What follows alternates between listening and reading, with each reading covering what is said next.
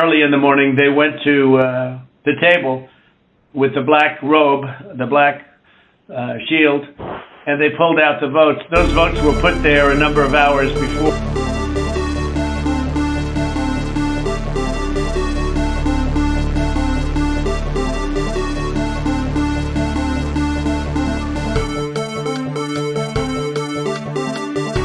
Smart. So you said you went to Delaware State, but you forgot the name of your college. You didn't go to Delaware State. You graduated either the lowest or almost the lowest in your class. Don't ever use the word smart with me. Don't ever use that word. Oh, give me a break. Because you know what? There's nothing smart about you, Joe.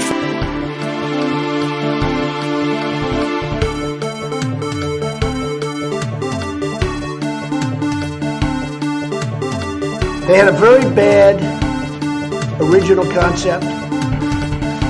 It was carried out poorly, and the cover-up was one of the worst in the history of cover-ups. Very simple. Bad deal, should have never been thought of. I don't know who created Pokemon Go, but I'm trying to figure out how we get them to have Pokemon go to the polls.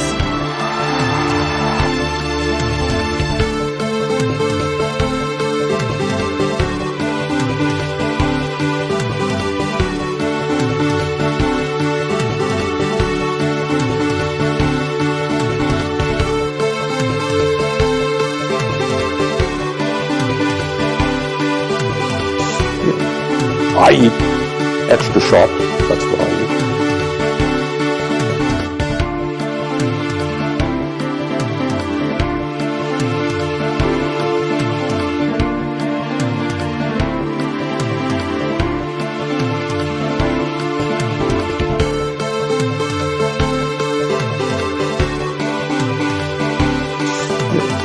I eat extra sharp, that's what I eat.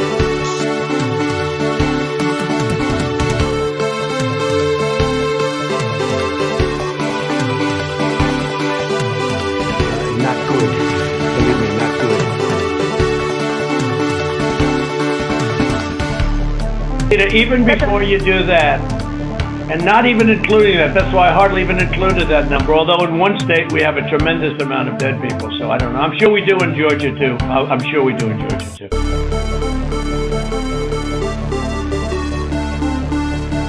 Really, how many people do that? You mean they moved out and then they said, "Ah, the hell with it, I'll move back in." You know, it doesn't sound like a very normal. You mean they moved out, and what, they missed it so much that they wanted to move back in? Yeah, it's crazy. Well, and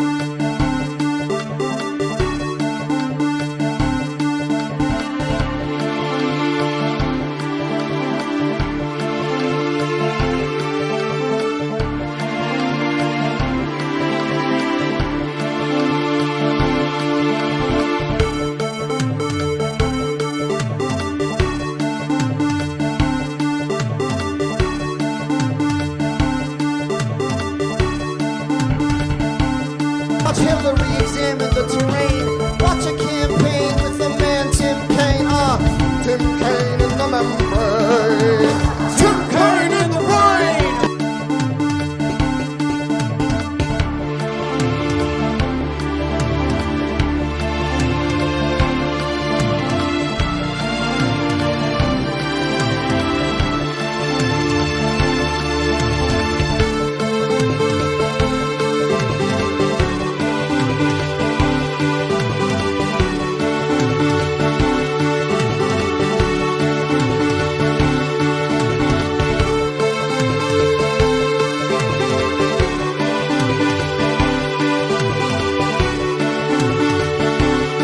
Running against the worst candidate in the history of presidential politics puts pressure on me. Could you imagine if I lose my whole life? What am I going to do? I'm going to say, I lost to the worst candidate in the history of politics. I'm not going to feel so good. Maybe I'll have to leave the country. I don't know.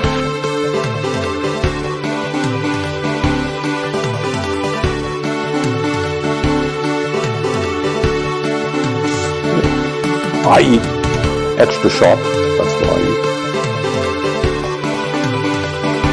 No, seriously, hot. So I've been eating a lot of hot sauce, a lot of raw peppers and hot sauce. Yeah. I eat extra sharp. That's what I eat.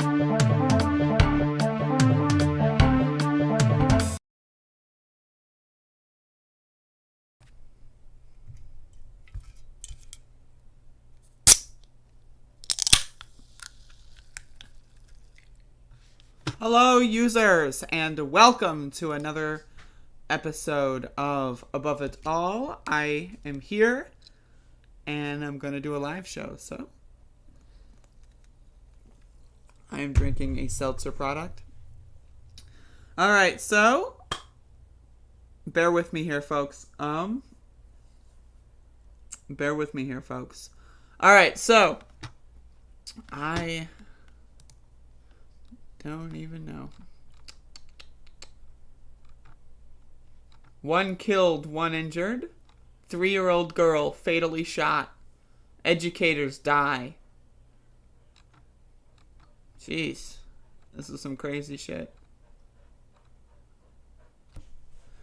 Parent attacks teacher over school mask mandate. Oh no. Oh no. What the fuck? What the hell is going on here?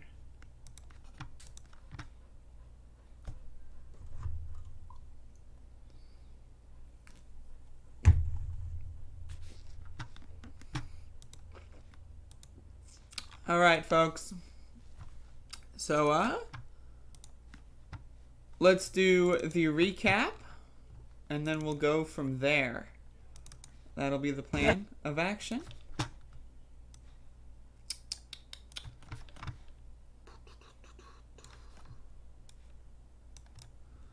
Alrighty. So yesterday was the 116th day of protests in the city of Elizabeth City over the police shooting of Andrew Brown Jr. We protested early Saturday morning, and it went pretty well, I suppose, all things considered. We only had a couple of us. A lot of people were driving along with us. We had, not that many people came out because it was so extremely hot. And so we had some people driving alongside. But either way, it's 116 days. We went around, up and around. And then we did a short lap. Not much happened. No real incidents to report. Very similar to the last couple of days, so I have nothing new to report other than we marched one more time, and we will do so again today. And today will be day 107. Every time, there's so many days now that, like, every single time I'm like, is it this one? Is it that? It's hard to keep track of this stuff. But either way, it went well, and all in all, it was a good demonstration. And, that's all that really matters at the end of the day.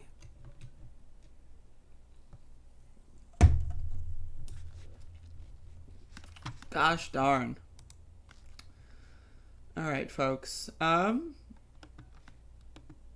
a little out of it, as you may be able to tell. I'm a little out of it, folks. So, bear with me here. Easy money, how international scam artists pulled off an epic theft of COVID benefits. Amazing.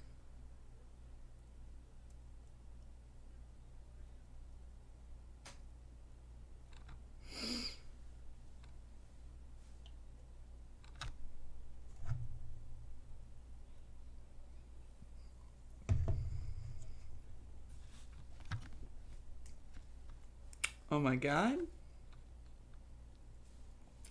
Does anyone have any suggestions for things to cover?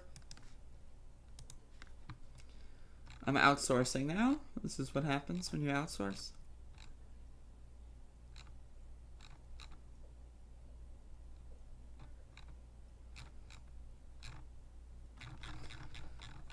Like, I'm kind of in the mood for something funny. Like, I've got so much shit I could talk about this, like, police brutality. But, I don't really want to talk about that. So that's kind of where I'm at right now.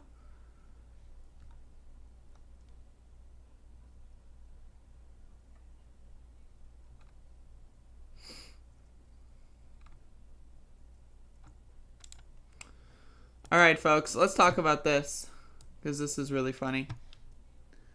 LA protests. I don't know what's going on. Send me some DMs. But maybe that'll be better for tomorrow because I'm a little out of it today.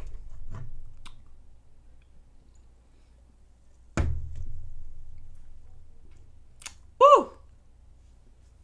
All right, folks. So I saw this extremely hilarious tweet interaction exchange thread on twitter.com yesterday. I started to laugh out loud for approximately 4 seconds until I realized it wasn't that funny, but it was still pretty funny. So here we have an interaction. We have Jen Perlman, who ran as something for something in Florida, to my understanding, and she hosts some sort of show. And she is deep within the Force the Vote network. And so she made this tweet here where she's basically trying to like beg her fans, her friends, her fellow podcasters. She's begging them to stop talking about Force the Vote. Not only does it make people look ridiculous, but it was a specifically timed political strategy that was 9 months ago. This was 9 months ago, folks. So she's basically saying get over it. And so there's a lot of extremely good replies. So she even replied 4 minutes ago. Holy shit. Okay, folks. 4 minutes ago. So, okay, now she's responding to criticism. Anyway, so she says, I strongly supported Force the Vote. To everyone who did and is still harping on it, it's time to move on. There are so many more political battles ahead of us. Let's look forward, not backward. And so then she's telling people to fight for specific legislation. And so let's read. This is an insult to people who worked so hard. Again, Force the Vote is the QAnon of, I don't even know. I don't like to call it the left because I don't believe these people are left-wing. They don't really hold left-wing values. They just kind of believe in like left-wing economic principles for the most part. But this is still pretty good. Sorry. No? Are there people being too emotional about it? Sure. But there are a billion ways in which it is relevant to all of those future political battles you are referring to, and flushing it down the memory hole is a mistake. Oh my god. Oh my god. This would only make sense if the squad has since then showed they're looking for new ways to leverage their power, but they're just doing the same old while shit gets worse and worse. Now again, Cory Bush recently pressured the Biden administration into extending the eviction moratorium. They've been using their vote on the infrastructure bill. Do I believe they should have leveraged it better for the $15 minimum wage? Yes, I agree with that. But, you know, they're not beyond reproach, of course. But that's the problem with these people, is it makes having a nuanced critique of the squad very difficult, because then you have these like flailing weirdos. They should be using the thin margin in the House to threaten every piece of legislation until their demands are met. What are you talking about? And then we have the official Force the Vote, I guess as official as it gets, Force the Vote Twitter account. Appreciate your support, but we can't stop discussing it as long as progressives hold the balance of power in the House. Oh my god. And then we have this one. No moving on from a solid strategy. Again, these are all people, like, seriously, I shit you not. This reads to me the same as, like, why wasn't Trump reinstated on August 13th? Trump's going to come back into office. The election. That's what this screams to me. And there's a reason why you have, like, the Convo Couch, which is, like, you know, an election conspiracy theory podcast, being involved in Force the Vote, because they're all similar conspiracy theories, right? It's a continuously relevant strategy. Now, this is the guy who filmed Cory Bush at the Medicare for All event and then yelled at them. So, there are 118 co-sponsors for the bill in the House. Still plenty of leverage to force a vote on Medicare for All and make politicians have to explain to the public why they're opposed, then primary them. Now, this guy is also in favor of the People's Party. So he's in favor of the People's Party, but he wants to primary Democrats. How does that work? They're choosing appeasement over pressure. So he thinks he made like a good quotable moment there. FTV will exist until we get a vote. Oh my God.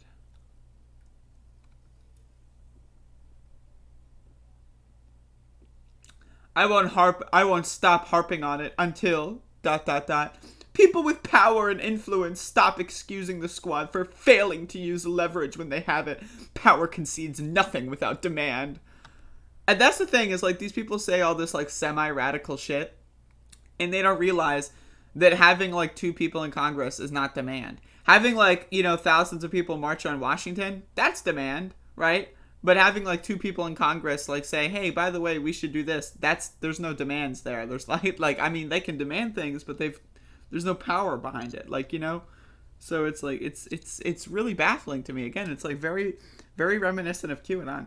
The squad and Bernie find the courage to stand up against Dem leadership and use leverage. I don't even know what the fuck this guy's gonna say. But anyway, this is pretty impressive. I don't know, man. I just want to say I've been right about this the whole time. So, I mean, if anyone has been still stuck in this little conspiracy hole, you should have been watching my videos all year. I don't know what to tell you. So, yeah. Forced to vote, folks. Not looking so good. Not looking so good.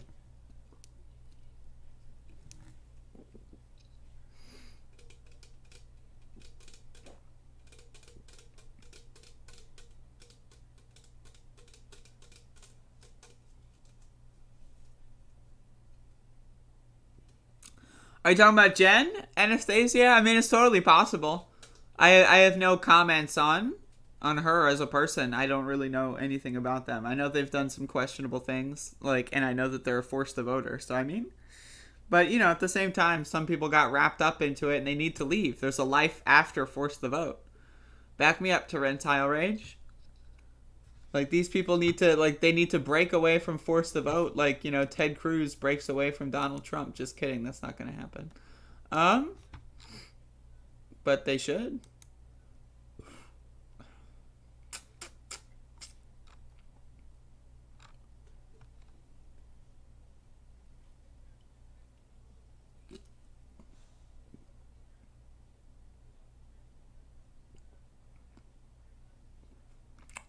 Night of the Long G Hives. Oh my God.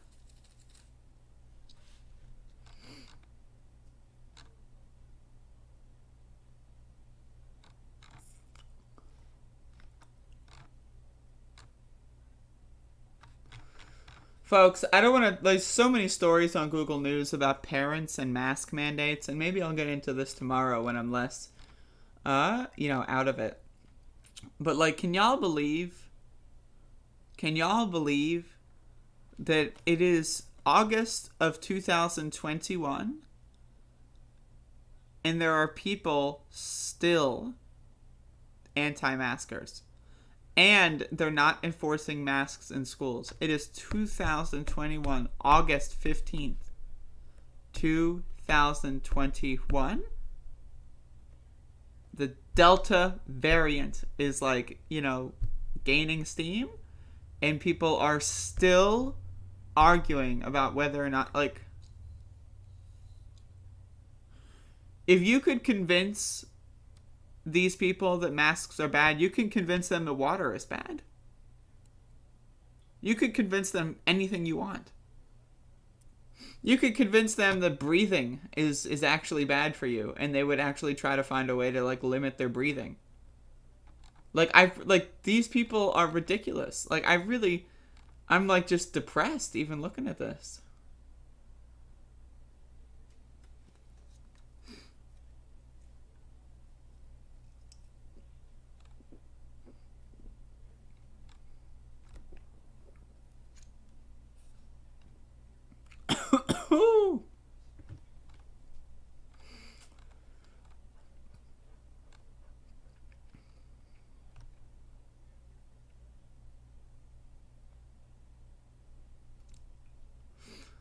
I'm always out of it. That's true, honestly.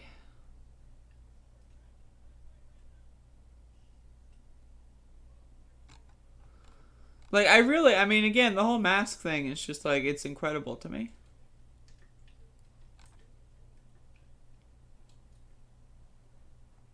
Whoa, folks. I'm reviving this show. This show just got revived. Folks, officer down. That's right. Fort Lauderdale police officer dies after contracting COVID-19, folks. Officer down. Florida Highway Patrol announces death of trooper from illness, quote unquote. All right, let's watch. Now, and word tonight that booster shots could be available to more Americans as early as last week. Among the nations, and a 42-year-old trooper with FHP also died. They are part of more than 280 people in the state that have died from COVID just the past week. Florida is averaging a record 21,000 COVID cases per day. According to the Florida Department of Health, 286 deaths were reported in the past week. Among them, Fort Lauderdale police officer Jennifer Seapot. She worked with the department close to 4 years, leaving behind a child and husband. This is video from her procession. So sad. And 42-year-old Florida State Trooper Lazaro Feebles. Another one. Officers down, folks. Holy shit. COVID, according to this GoFundMe page. He was a trooper with FHP more than 11 years, a father and family man as well. All the different indicators that we look at, unfortunately, are going in the wrong direction. All right, so officer down, folks. There's 2 of them. That's amazing. But anyway, I'm sure that they were beautiful members of society that totally did not hurt anyone. I mean, police in the state of Florida, you're still a cop after the year 2020. I mean, I got news for you. I mean, you reap what you sow. But anyway, officer down, folks. There's 2 of them. We got 2 for 1 this time.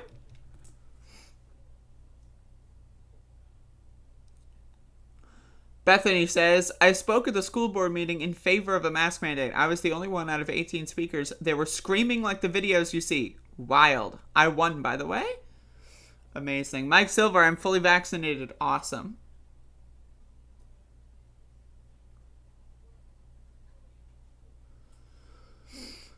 Damn. All right, let me keep scrolling the news. Maybe I'll find more officers that are down.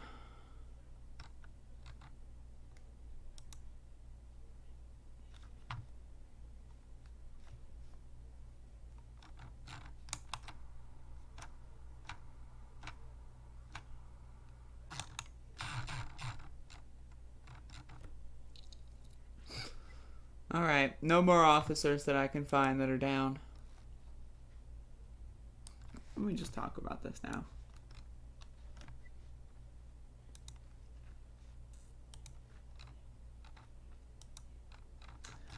All right, folks, this is some crazy stuff. Like, there's a lot going on here. Police received this. All right, folks. So we got some interesting stuff going on. So a parent attacks a teacher after mask dispute on first day of school in California district. Let's watch. County Unified School District families received this letter today. Reading, a parent took it upon himself to verbally assault a principal. That led to a serious physical altercation between him and a teacher, as the teacher intended to protect the principal. Superintendent Tori Gibson said the attack happened yesterday when the parent's daughter walked out of a school building wearing a mask. It was physical. The teacher was bleeding, had some lacerations to his face, had some bruising on his face, pretty good sized knot on the back of his head. This happened nearly an hour after school let out, so luckily very few students were on campus at the time. Things have been slowly and steadily ramping up. And so as much as I would like to say I'm surprised, there's a part of me that internally is not completely surprised that this has happened. She says the male parent was frustrated with the school's indoor mask requirement for everyone while students are on campus. But the district's policy says teachers who have proved they are fully vaccinated can take off their mask indoors when students are not present. The district's policy is in line with the indoor mask mandate by the state health department. My understanding is that he was frustrated because he felt like there was a different standard for staff than there were for kids. The teacher was sent to the hospital and was released late last night. he was bound and determined to not miss day 2 of school. And so he was here. He was emotional at times, but very positive and just ready to spend his day with kids. When it bleeds out into locations where our children are, that's not okay. Folks, I mean, like, what the fuck is... Okay, so there's a lot going on here. Okay. First of all, school should not be in person. There is a pandemic going on. Now, I don't know if y'all just forgot. Like, there's people out there that genuinely think, oh, Joe Biden won the election. COVID's gone. Are you dumb? Are you stupid? Do you need some sort of intervention of some kind?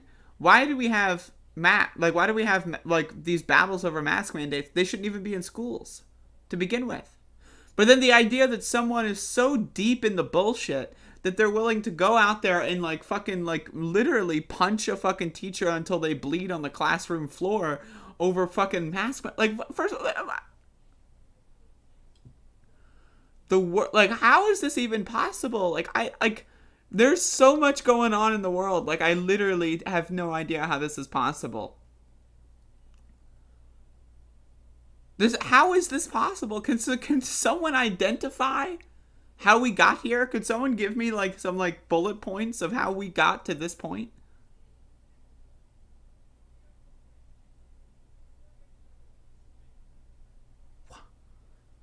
I am speechless right now. I have no speech available to me. Unbelievable.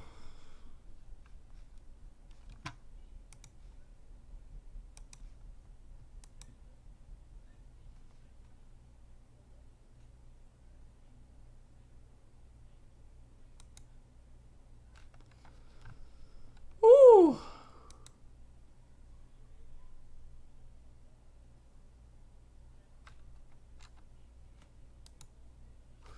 This is the reality we live in. Yep, this is pretty bad.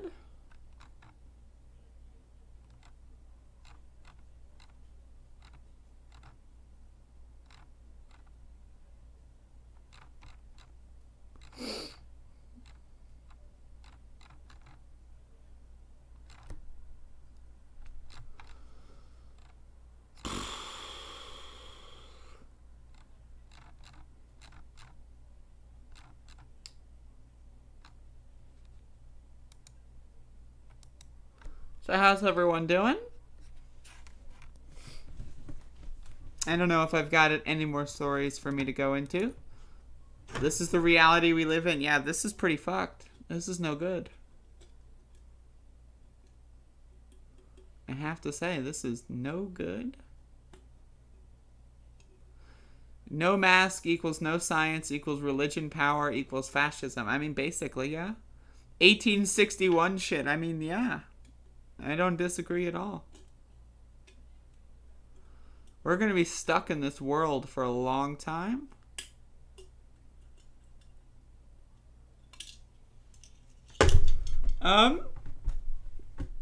But anyway, folks, I think I'm going to end the show a little early. You know, I apologize. This is one of those shows.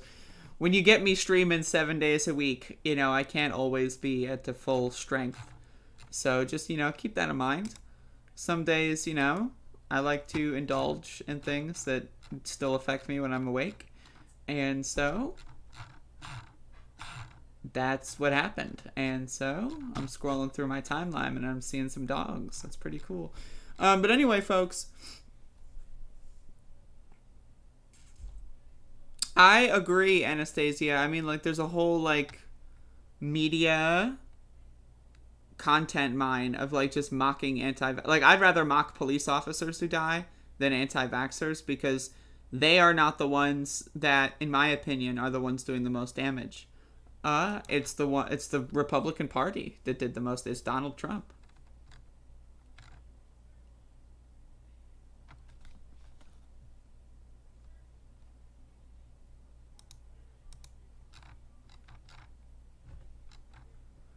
But,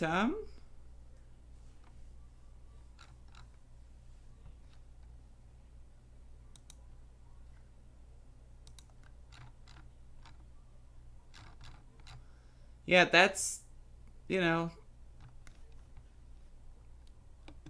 that's the show. I don't know what to say.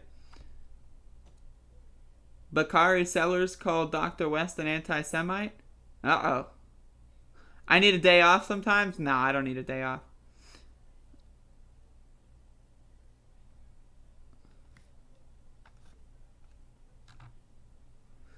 Jimmy Bones says, so is that an Antifa agenda to see how many dead cops there are each day and celebrate? Will that help in local elections? Just wondering.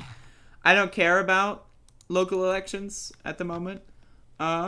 In regards to my show, if my show can sway a local election, then I wish someone would tell me, because then I would actually maybe behave a little differently.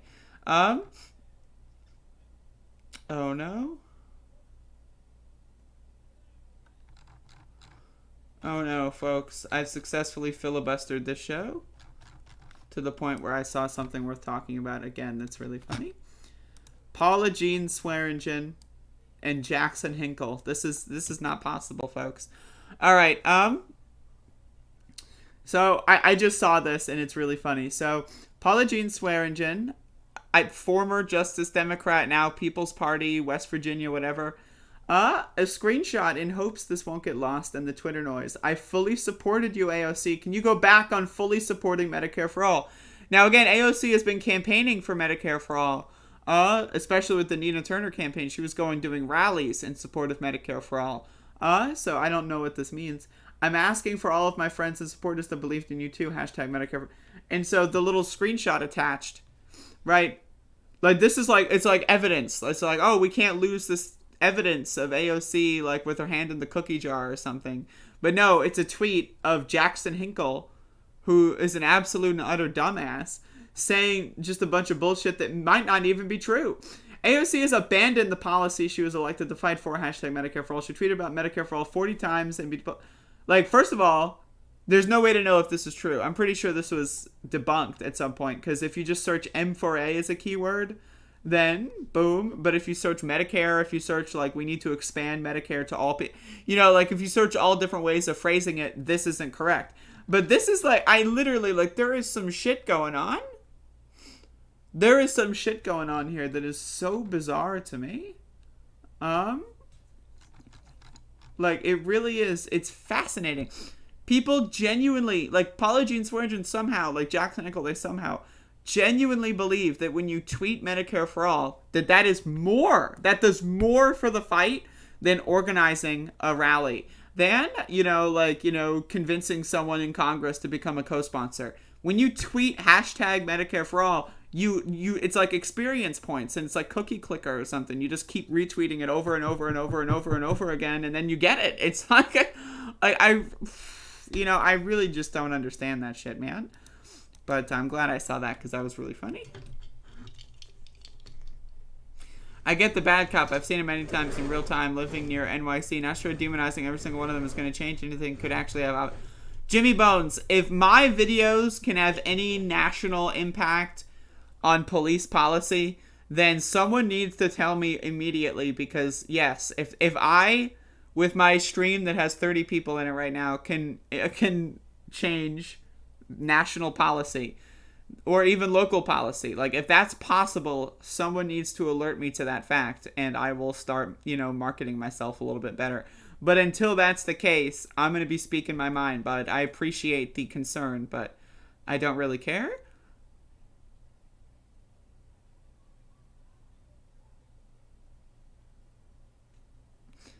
Have you seen the Dum Dum Left starting drama and smearing Tim Black? I have not watched any of Tim Black's videos at the moment, and I have not seen much of the stuff against him. All I know is he said some things against Breonna Joy Gray that I probably agree with. That's all I know. Yeah, Jackson Hinkle's the same guy who said that AOC owned a bar. And he said that because Paula Jean told him. But anyway, folks, I'm a peace out. Y'all have a good one. I will see you again very, very soon.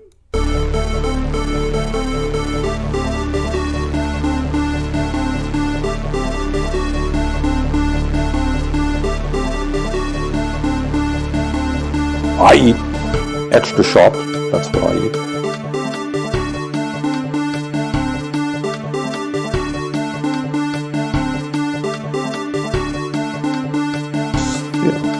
I eat extra sharp. That's what I eat. I eat extra sharp. That's what I eat.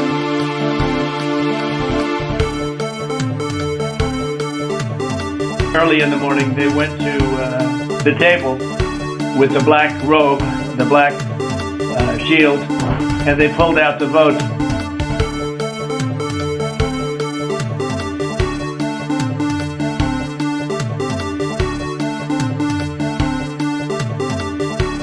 Running against the worst candidate in the history of presidential politics puts pressure on me. Can you imagine if I lose my whole life? What am I going to do? I'm going to say, I lost to the worst candidate in the history of politics. I'm not going to feel so good. Maybe I'll have to leave the country. I don't know who created Pokemon Go, but I'm trying to figure out how we get them to have Pokemon go to the polls.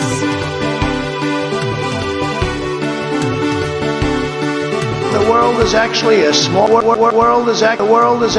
small piece of the universe, right?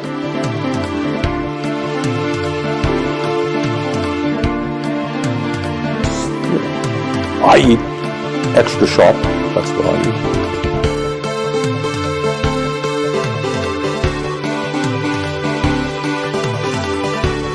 Well, the idea come up of me debating somebody else, me debating somebody else, debating somebody else, debating somebody else, debating somebody else. So the idea come up of me debating somebody else on this topic, and that didn't end up happening.